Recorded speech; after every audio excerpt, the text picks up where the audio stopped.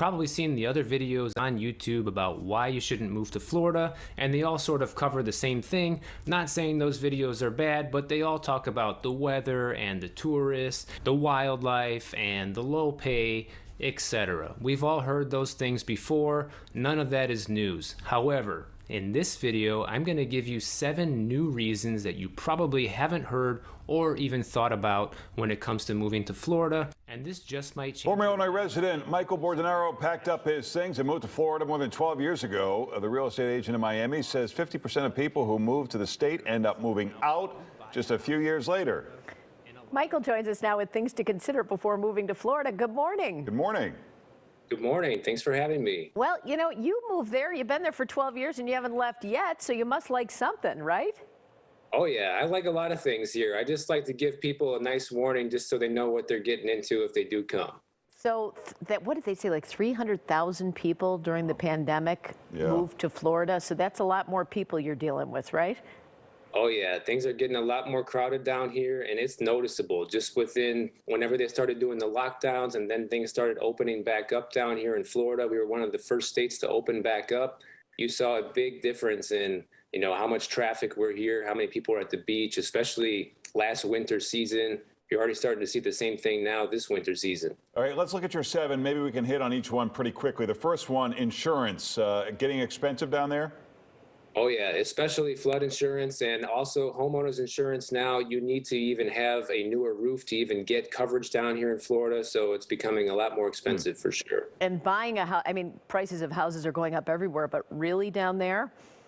Yeah, in a lot of metros, you know, you're looking at sometimes double-digit appreciation just from year over year. From last year, for example, you have some cities going up 10, 14, even 18% in just 1 year from 2020 to 2021. Yep. Bad hair days. Bad hair days, that's pretty common with all the humidity here. Luckily today I got pretty lucky. It's winter, so yeah, you look great. Do the local people treat you well? I mean, I've always seen people seem to be very friendly, but if you move there, is it a different thing? Well, I think right now, you know, since so many people are coming in at once and they're coming into these places where it's mostly locals that grew up down here in Florida, you know, people are getting upset because they're not being treated with the respect that they would expect, you know, with a newcomer coming in. It's like, well, I'm from here. And then somebody comes from New York or California and then wants it to be just like where they came from, you know, and people don't like that.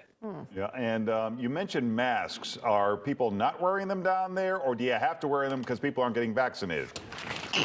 Yeah, for the most part, you know, you don't have to wear a mask anywhere. The only place I've seen now that you have to wear a mask is maybe if you go to the hospital or a doctor's office. Other than that, no more mask. No grocery store, you know, you don't have to wear it at the grocery store or anywhere else you go. That's for sure. It's interesting that on your list is you'll probably get in a car accident. Are people just bad drivers down there?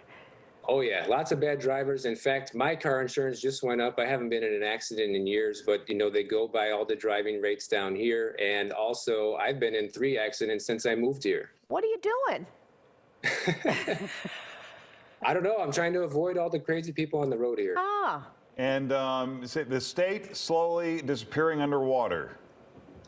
That's a possibility, right? We've heard a lot of times from, you know, scientists predicting that maybe in 50 to 100 years, Florida could be underwater. Nobody knows, but hey, it's something to mention just in case, right? Right. All right, you're a real estate agent. Real quickly, people, if they still want to move there, you say there's 3 places that are worth retiring in Florida. Can you give us those quickly?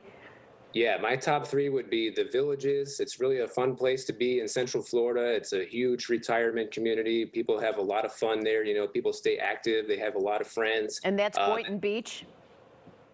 No, Boynton Beach actually is, that's a nice place too, but that's not the Villages. The Villages is in Central Florida. Okay. Tampa and St. Pete are good as well because over in that area, they have more 55 plus communities than any other area in Florida.